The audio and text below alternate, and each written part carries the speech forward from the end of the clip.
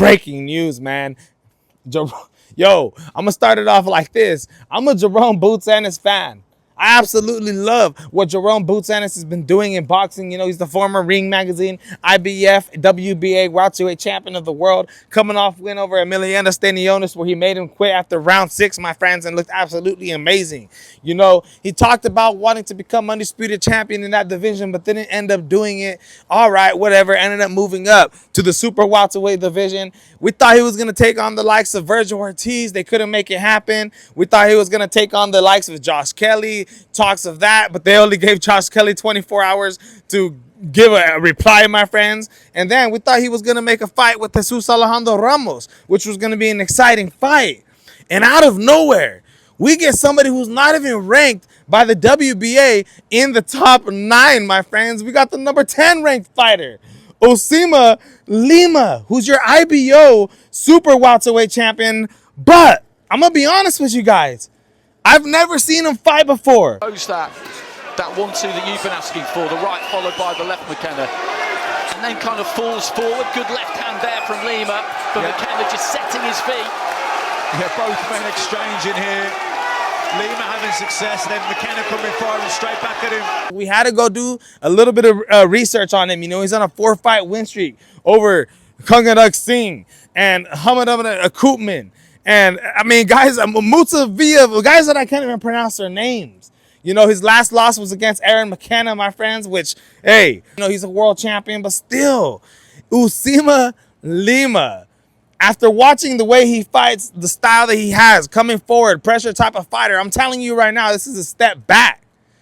Stenionis was a better fighter than Uisma Lima. Technically. Now, I know he ain't as big as Lima. As you know, when you look at Lima, he does got a little bit of frame on him. He looks pretty solid. He looks pretty big. You know, he is a man from Portugal, 154 pounds, natural fighter, but still, he ain't technically as good as Karen. He ain't technically as good as Stenionis. And honestly, I think this is a step back. You know, he posts that video right after Floyd Mayweather, talking about how do what you want to do, because no matter what, the fans and everybody's always still going to be mad.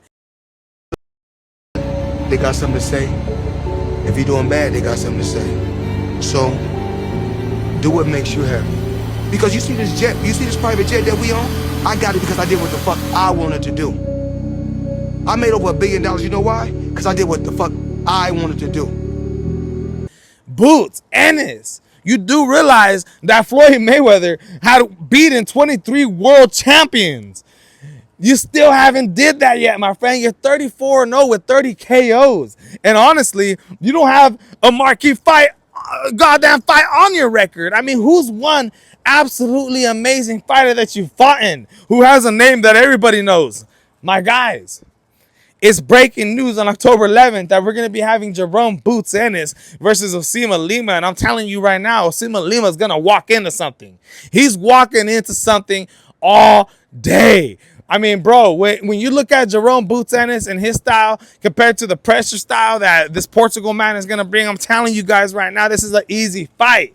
It's a cakewalk.